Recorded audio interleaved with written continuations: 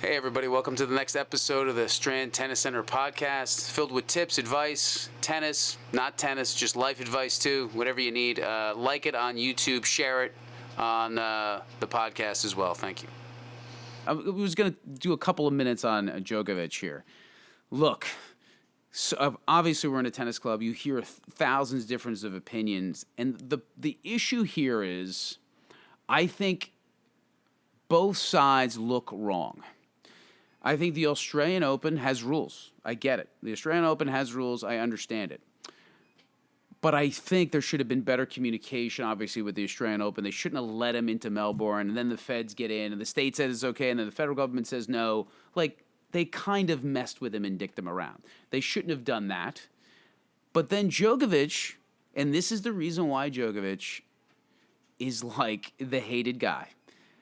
Like, they love Federer, they love Nadal, and they don't like Djokovic because he tries to do the right thing and he can't seem to do it. So this is just my speculation, allegedly. Like, he says, obviously, if he just said, listen, I don't believe in the vaccination, which you can go with, you can say, listen, he's a world-class athlete. He doesn't trust something new to his body. He feels like maybe in 5 years it could affect him. Sure, I get it. I get that argument. Understood. I don't want to be vaccinated. I know they have these rules. This is what I believe in. But he didn't leave it like that. He had to say, look, I had COVID the 14th or the 15th, so that means it's 2 weeks before. I forget the Australian Open's rules. If you have COVID, then you don't need to be vaccinated because you have antibodies. So obviously, allegedly, he must have been lying because he's walking around without a mask. He's traveling all over the place. He told the immigration that he wasn't traveling. He was in all these other places. He had no mask. And the reporter literally, who he did this event for, he said, I did one event without a mask. I shouldn't have. The reporter said he never told me he had COVID. He could have told me I had COVID, and we could have separated. So obviously Djokovic is not being genuine. He's not telling the truth. He's trying to say something, but then he's trying to still get in through a loophole, and he's not telling the truth. He's bullshitting. People would have much more respect for him if he just said, I don't believe in this vaccine. I'm not taking it. Hopefully I can be allowed to come in. That's the thing. It's like he just doesn't go all the way. Like, just go all the way, be totally honest. He's just not. So he's hard to like. But I understand his point, too. He makes a good point. He shouldn't be told that he needs to be vaccinated. But those are the rules of the tournament. But the tournament allowed him in, right? And then the state allowed him in, and then the Fed said no. So Australian Open doesn't look great. I mean, the country of Australia doesn't look great either. But to me, Sunday, if he would have got on that court, I think the Australian people would have went nuts. They would have been mad at him because these people are getting locked down. They do this, they can't do that, and they're going to feel like Djokovic is better than everybody. Came in and started, well, I just came in, I'm going to play. Yeah, I can do what I want. They've been in lockdown. Them in like New Zealand. Yeah, heavy it's lockdowns. crazy. Yeah, they all call these. You can't go anywhere. Yeah, these lockdown. Not like us where we're just like, I'm going to go to ShopRite or whatever and pretend and go to Walmart and not get yelled at. They legit can't go anywhere. You'll get stopped. It's crazy. Yeah. This circuit breaker light, like they did it last year, right? They had full crowds at the start. I forget, somebody came into the country and there was 12 people on an airplane that had COVID, and they locked down the whole thing. They wouldn't allow anybody to come to the stadium for 2 weeks.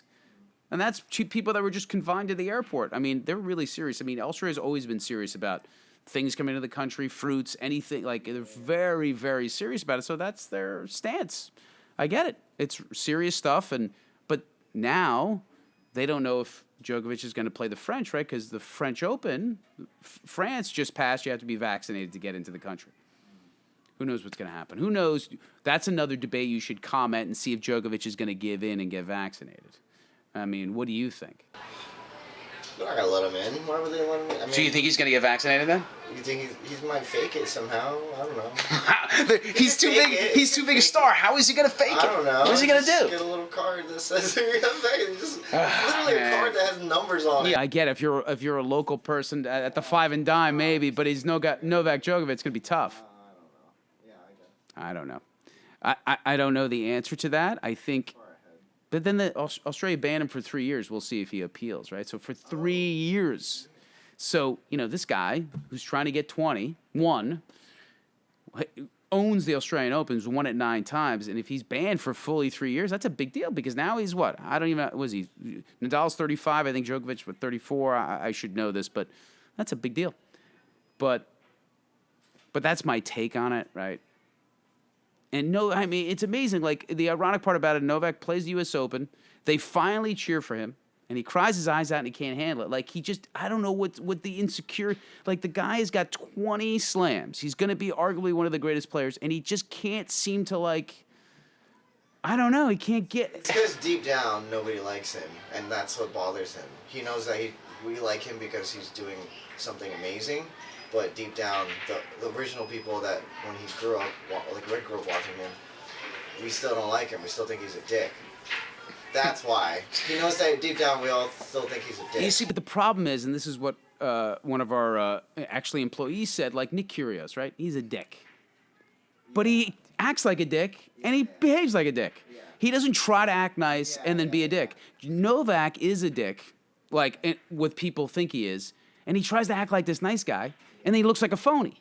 Like, at least Kyrgios is a dick, right? He's a cocky dick, blah, blah, blah. I interviewed him twice. He was not very nice. Doesn't look at you. He was just not nice. So that's all I can say. I met him twice, and he wasn't nice twice. So that's all I know. But at least he embraces who he is, right? And that's the problem. Novak comes off like a phony, and it's just not good. And all things equal, Djokovic being a dick, yes. But you got to give the Australian government, again, I'll repeat again, 50% of the blame here. Because just heard a great interview with one of the Melbourne lawyers. The problem with the Australian government is it's a political year. They're running for re-election. So what happened was Djokovic got approved to come in. He posted on his Instagram that I'm coming in. And the Melbourne citizens, which have been locked down more than any city in the world, went nuts and got super pissed. So the prime minister, the logic was worried he wasn't going to get reelected. So they pulled his visa. So it was all politics. It wasn't anything to do with vaccines, all this stuff, and they gave the reason why he wasn't allowed back in, or they pulled his visa where he came in. They pulled it, he appealed it, they let him back, and they pulled it again because they said he was going to be a threat to the fabric of the country because all these unvaccinated people would support him. It would be basically a civil war in there. But really, it was an election year, and they didn't want to deal with being voted out that year. If they said if it wasn't an election year, they probably would have let him play. But still, it's bad on both sides. Djokovic has got to realize that he's not above the law, and that's why it bit him in the ass here, because all of the Melbourne citizens are like, this guy shouldn't be above the law, he shouldn't do what he wants. So basically that's just, I couldn't believe just finding this out, that it was mostly just a political year. And I should be aware of this. I mean, we're always talking about how politics plays and everything, and people are just want power. And that's really what it was. Like, they were allowing him in. And there could have been the option for him to quarantine for 2 weeks. He could have, if he was unvaccinated, hard quarantine for 2 weeks inside of Australia and then be able to play. I don't know why that didn't happen. Maybe he didn't want to do it. That's where it's a problem too for him. So all I'm saying is it's bad all around. That's how it ended up. And they're bad on both sides. I'd be curious to hear what people think about this, and let us know. But I just couldn't believe that, hearing that at the end. Anyways, thanks. Hey, everybody. Hope you like the podcast. Please share it with your friends, anybody that you know, anybody that's into tennis, anybody that's into bettering themselves. Share it.